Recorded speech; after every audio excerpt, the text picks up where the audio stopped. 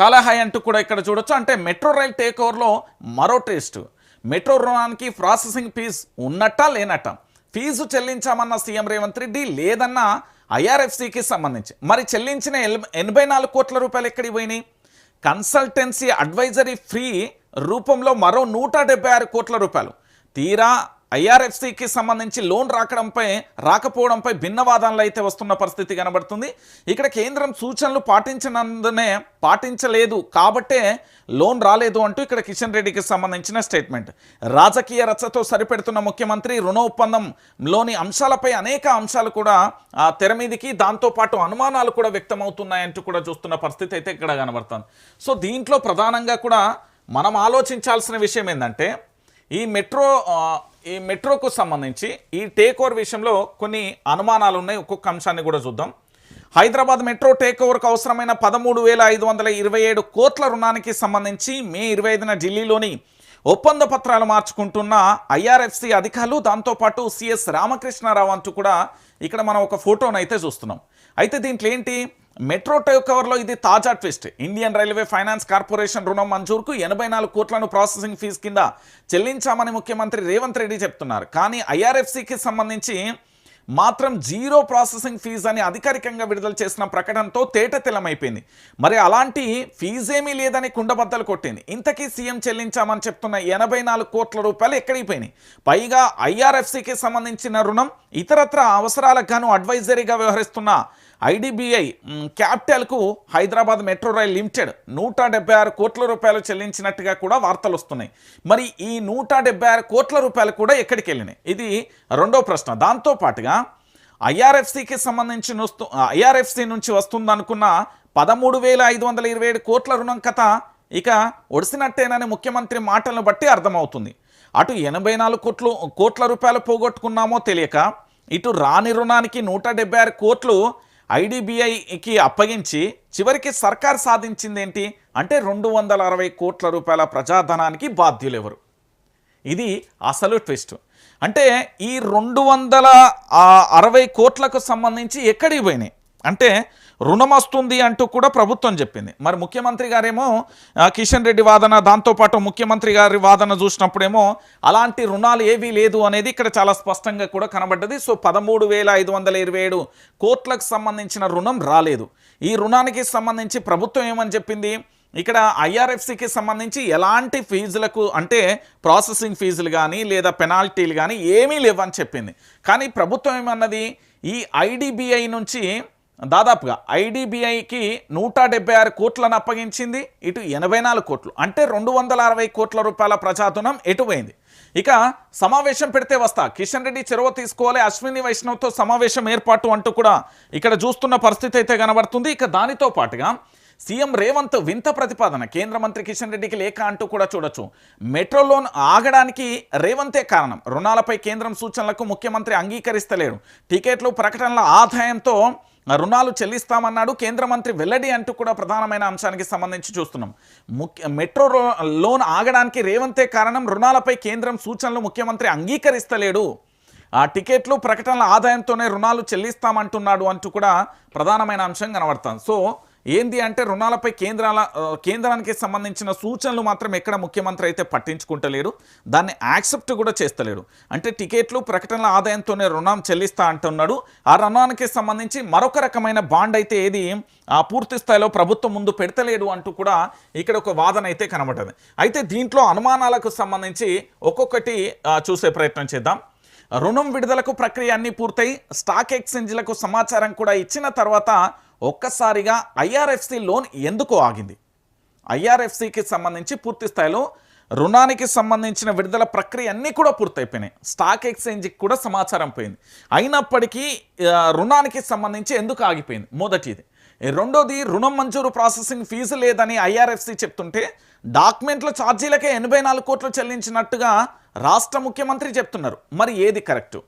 ఇక financial advisory IDBI capital service ఛార్జీగా 176 కోట్ల సర్కార్ చెల్లిస్తున్నది నిజమేనా? ఇక దాంతోపాటుగా ఇక్కడ దాదాపుగా 84 కోట్ల రూపాయలు ఎక్కడికి పోయినాయి? 176 కోట్ల రూపాయల సర్కార్కు సంబంధించిన ఏదైతే క్యాపిటల్ సర్వీస్ ఛార్జీలు అన్నది కదా, ఈ 176 కోట్లు ఎక్కడికి పోయినాయి? ఐఆర్ఎఫ్సి ట్రాక్ రికార్డులో సరాసరి వడ్డీ రేటు 8 నుంచి 8.5% ఉన్నది. మరి మెట్రో కోసం 4% వడ్డీకి ఎందుకు అంగీకరించింది? అసలు వడ్డీపై అధికారిక ప్రకటన ఏది? టికెట్లు ప్రకటన ద్వారా వచ్చిన ఆదాయాన్ని కిందకు కడతామని ప్రభుత్వం చెప్తుందా?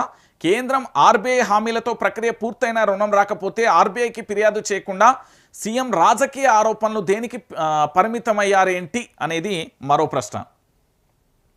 అయితే ఇక్కడ ఇంకొక అంశం కూడా ఉన్నదండి. ఇది రాష్ట్ర ప్రజలు తెలుసుకోవాల్సిన విషయం ఏంటంటే, ఫార్ములా 1కు ఒక న్యాయం, మెట్రోకు మరో న్యాయం. ఫార్ములా 1కు సంబంధించిన విషయంలో కేసీఆర్ ప్రభుత్వం అత్యంత పారదర్శకంగా వ్యవహరించింది. ప్రభుత్వానికి దాంతోపాటు అంటే నిబంధనలకు సంబంధించి అనుగుణానికి జరిగిన నగదు బదిలీలకు సంబంధించి రేవంత్ రెడ్డి సర్కార్ తప్పు పట్టింది. ఒక్క రూపాయి కూడా దారి మళ్ళలేదని తెలిసి బురద జల్లేందుకు యత్నించింది. దుర్వినియోగం అయిందంటూ కూడా దుష్ప్రచారానికి దిగింది. తిరిగి తానే విచారణ జరుపుతానంటూ అంటూ సిట్టు వేసింది రేవంత్ సర్కార్. మరి మెట్రో రుణం ఒప్పందంలో ప్రాసెసింగ్ ఫీజులే లేదని ఐఆర్ఎఫ్సి చెప్తుంటే ప్రాసెసింగ్ ఛార్జీలను 84 కోట్లకు చెల్లించామని స్వయంగా ముఖ్యమంత్రి చెప్తున్నారు. మరి ఆ డబ్బు ఎటుపోయినట్టు? దానికి సంబంధించి ఎవరిది బాధ్యత? దీనిపై ప్రభుత్వం విచారణకు ఆదేశించగలదా అంటూ కూడా ఇక్కడ ప్రధానమైన ఎపిసోడ్ కనబడుతుంది. సో ఇక్కడ ప్రధానంగా కూడా మన అందరం కూడా ఆలోచించాల్సిన విషయం ఏంటంటే, ఎల్ఎన్టీ నుంచి మెట్రోను టేక్ ఓవర్ చేసుకోవడానికి ప్రభుత్వం అప్పు కావాలని చెప్పింది. మన తెలంగాణ యాస భాషలు చెప్పాలంటే మెట్రోకు సంబంధించి ఈ ఎల్ఎన్టీ ఏదైతే ఉందో ఎల్ఎన్టీ నుంచి మెట్రోను టేక్ ఓవర్ చేసుకోవడానికి రాష్ట్ర ముఖ్యమంత్రి ఏం చేసిండంటే కేంద్రానికి ఒక ప్రతిపాదన పెట్టిండు. మాకు దాదాపుగా 13,600 కోట్ల రూపాయల అప్పు కావాలి అని చెప్పిండు. అప్పు కావాలంటే దానికి సంబంధించిన ప్రాసెసింగ్ ఫీజు 84 కోట్ల రూపాయలు, దాంతోపాటు 176 కోట్లు మరో రకంగా అంటే 176 కోట్ల రూపాయలు కూడా చెల్లించింది. ఈ 176 కోట్లు దేనికి చెల్లించిందంటే ఇది ఐడిబిఐకి సంబంధించిన క్యాపిటల్ అంటే హైదరాబాద్ మెట్రో రైల్ లిమిటెడ్కు సంబంధించి 176 కోట్లు చెల్లించినమంటూ వీళ్ళు చెప్తున్నారు. ఈ 176 కోట్లు దాంతోపాటు 84 కోట్ల రూపాయలకు సంబంధించి రాష్ట్ర ప్రభుత్వం చెల్లించింది. ఇక లోను విడుదలకు సంబంధించి అన్ని ప్రాసెస్ కూడా పూర్తయిపోయిందంటూ ముఖ్యమంత్రి రేవంత్ రెడ్డికి సంబంధించిన వాదన ఇటు కనబడ్డది. కానీ ఇక్కడ వీళ్ళు చెప్తున్న అంటే ఏంది, ఐఆర్ఎఫ్సికి సంబంధించి ఏం చెప్తున్నది అంటే ఇక్కడ ప్రాసెసింగ్ ఫీజే లేదంటుంది. ఇంకోటి ఏంటంటే కమిట్మెంట్ ఛార్జీలు ప్రీ పెనాల్టీకి సంబంధించి లేవని చెప్తున్నది. అంటే ముఖ్యమంత్రి గారికి సంబంధించి డైరెక్ట్గా ఇక రుణం రాదని చెప్పేసిండు. ఇది కేవలం రాజకీయ ఆరోపణలు చేసిండు. కానీ ఈ రుణం రాకపోవడానికి ఆర్బీఐను దానికి సంబంధించిన వ్యవస్థకు వెళ్ళి దాని పూర్తి స్థాయిలో కూడా ఏంటి అనేది తీరా ఆరా తీయాల్సింది పోయి సింపుల్గా ఏం చెప్పిండంటే తెలంగాణ రాష్ట్రానికి సంబంధించిన కేంద్ర మంత్రిగా కొనసాగుతున్న కిషన్ రెడ్డి మీద ఒక వాదన వేసేసి పెట్టిండు. అంటే ఒక బట్ట కాల్చి మీద వేసేసిండు. ఎందుకు అంటే కిషన్ రెడ్డి 20 తారీఖు నాడు అంటే ఈయన లావాదేవీలను మొత్తం ఆపేసేసిండు అంటూ కూడా రేవంత్ రెడ్డి చెప్పేసిండు. అంటే దాదాపుగా మొత్తం కిషన్ రెడ్డి మీద నెట్టే ప్రయత్నం చేసిండు. కానీ ఆర్బీఐకి సంబంధించి రుణం ఎందుకు రాలే ఏంటి అనే విషయాన్ని ఇవన్నీ కూడా పక్కన పెట్టాల్సిన విషయంలో మరి ముఖ్యమంత్రి గారు ఎందుకు ఈ విషయంలో ఇట్లా వ్యవహరించిండు అనేది మరో అంశానికి సంబంధించి కూడా చూసే ప్రయత్నం అయితే చేస్తున్న పరిస్థితి అయితే కనబడుతుంది. సో మొత్తానికి రాష్ట్రానికి సంబంధించి జరుగుతున్న పరిణామాలు కానీ ఇక్కడ జరుగుతున్న అసలు వాస్తవాలను ఒకసారి తెలుసుకోండి. ఎందుకంటే ముఖ్యమంత్రి గారికి సంబంధించి 84 కోట్లు దాంతోపాటు 176 కోట్లకు సంబంధించి పూర్తి స్థాయిలో ఈ పైసలన్నీ కూడా ఎక్కడికి వెళ్ళినాయని తెలంగాణ రాష్ట్రానికి సంబంధించిన ప్రజలతో పాటు తెలంగాణ రాష్ట్రానికి సంబంధించిన విపక్ష పార్టీలన్నీ కూడా అడుగుతున్నాయి. ఇక్కడ ప్రాసెసింగ్ ఫీజు లేదు, ఎలాంటి పెనాల్టీ లేదు, ఏది లేదు అన్నప్పుడు ఆ 84 కోట్లు 176 కోట్లకు సంబంధించి ఎవరి జేబులోకి వెళ్ళినాయి, ఎక్కడికి వెళ్ళినాయి, దానికి సంబంధించి పారదర్శకంగా ఎందుకు జరగలే? అదే ఫార్ములా ఈ రేస్కు సంబంధించి పారదర్శకంగా జరిగినప్పుడు కూడా దాని మీద విచారణ చేసి సిట్టు వేసిలు కదా. మరి ఇప్పుడు ప్రభుత్వానికి సంబంధించి ఈ మెట్రో రైల్ టేక్ ఓవర్కు సంబంధించిన ఏదైతే రుణాన్ని పొందే క్రమంలో పూర్తి స్థాయిలో ఫీజులకు సంబంధించి 84 కోట్లు కానీ దాంతోపాటు 176 కోట్లు చెల్లించినామని చెప్తున్న ఈ వాదనకు సంబంధించి కూడా ఇవన్నీ ఎటు వెళ్ళినాయి అనేది కూడా తెలియాల్సిన పరిస్థితి తెలంగాణ ప్రాంత ప్రజలకు చెప్పాల్సిన బాధ్యత రాష్ట్ర ప్రభుత్వం మీద ఉంది.